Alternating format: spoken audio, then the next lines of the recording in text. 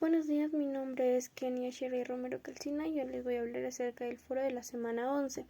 ¿Qué factores influyeron para que Abimael Guzmán se convirtiera en el líder de esta agrupación terrorista y a qué se debe que su entorno lo considere como la cuarta espada del comunismo mundial? Primero vamos a hablar acerca de cuáles fueron los factores que influyeron para que Abimael Guzmán se convirtiera en el líder de esta agrupación terrorista. Como primer punto tenemos la formación académica e ideológica. Abimael Guzmán Reynoso fue un filósofo de formación y catedrático en la Universidad Nacional San Cristóbal de Huamanga. Él consolidó su pensamiento político en la corriente del marxismo, leninismo y maoísmo. Esta ideología fue que consideraba la violencia revolucionaria como motor legítimo del cambio social. En los años 60 y 70 se sumergió a una lectura dogmática de los clásicos del comunismo y absorbió el pensamiento de Mao Zedong, particularmente su estrategia de guerra popular prolongada. Abimael Guzmán interpretó estas ideas bajo el concepto del pensamiento Gonzalo, que luego le servirá como doctrina oficial para Sendero Luminoso.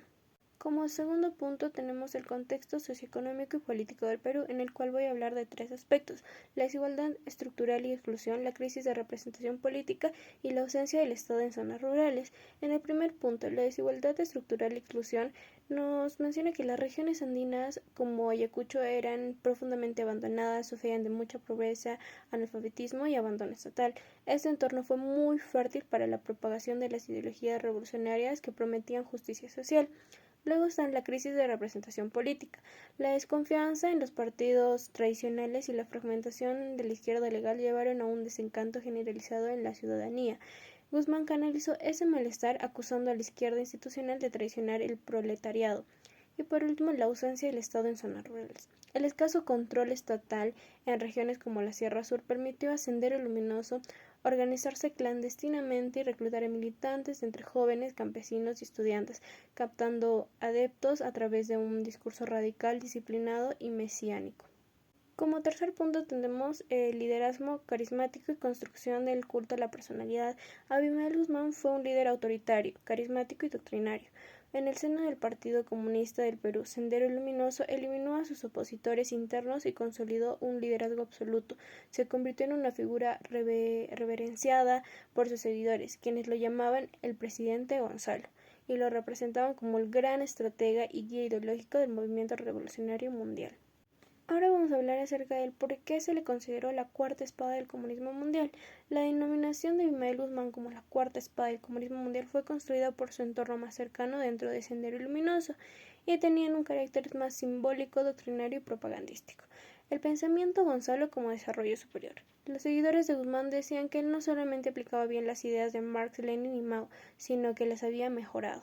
A esta supuesta mejora la llamaron el pensamiento Gonzalo. Este pensamiento combinaba el comunismo tradicional, que era el marxismo, leninismo y maoísmo, la realidad del Perú, que era la pobreza, el abandono del campo, el racismo y la injusticia social, y una estrategia de guerra armada desde el campo contra el Estado. Para los senderistas, este nuevo pensamiento era tan importante que merecía ser reconocido en todo el mundo. Por eso decían que Abimael Guzmán debía ser considerado la cuarta figura más importante del comunismo, después de Marx, Lenin y Mao. Como segundo punto tenemos el carácter mesiánico del discurso senderista. Sendero Luminoso desarrolló un culto a la personalidad alrededor de Guzmán, con discursos que lo representaban como un líder infalible. En sus publicaciones internas y en discursos partidarios se le exaltaba como un ser casi perfecto, dotado de claridad histórica y visión revolucionaria única. Dentro del Sendero Luminoso idolatraban mucho a Abimael Guzmán, lo trataban como si fuera un ser especial, sabio y sin errores. Decían cosas como: es el más grande marxista vivo.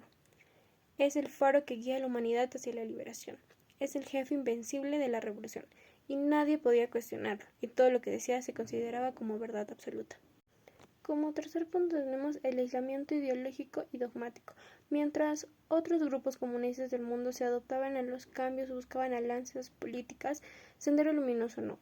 Ese grupo se encerró en sí mismo, creyendo que ellos eran los únicos y verdaderos revolucionarios. Ese aislamiento les hizo pensar que nadie más entendía el comunismo como ellos. Solo Guzmán sabía cómo hacer una revolución verdadera, por tanto, él debía ser considerado el próximo gran líder del comunismo mundial. Así su entorno reforzó la idea falsa de que él era el cuarta espada, aunque ningún otro grupo comunista del mundo lo reconoció así.